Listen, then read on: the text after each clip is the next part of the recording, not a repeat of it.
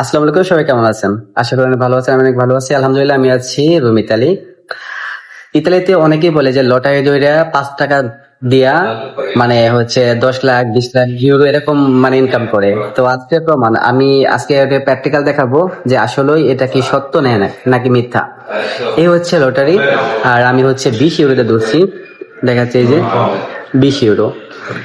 তো 20 ইউরো দিয়ে মানে ধরছি, দেখবো আজকে আমি কয় টাকা আর্ন করতে পারি, আসলে আমার ভাগ্যটা কেমন। তো শেয়ার করবো সবার সাথে। বিসমুল্লাহ।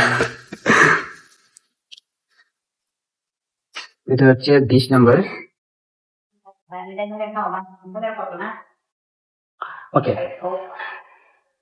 দেখেন 20 ইউরো পরে বাংলা টাকা হিসেব করলে আপনার হচ্ছে প্রায় 2500-2600 টাকার মতো লস। তার মানে হচ্ছে আসলে লটারি এইগুলা দিয়ে আপনি আসলে টাকা নষ্ট করবেন না, কারণ হচ্ছে 10 জনে ধরলে একজনে পাই, তাই বলে যে আপনি পাবেন এটা ভুল কথা।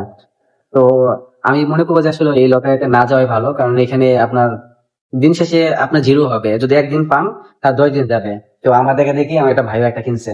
আপনি কয় ইউরো কিনছেন? 5 ইউরো কিনছে, দেখা যাক কোনটা কি হয়। তো আসলে লটারি মানে হচ্ছে ভাগ্য, আর এই ধান্দায় ঘুরলে পরে দেখা যায় ধ্বংস হয় বেশিরভাগ। হাজারে একজন সফল হয়, আর বাকি জন সব হচ্ছে বিফল। তো আশা করি সবাই ভালো আছেন, ভালো থাকবেন। Bye bye.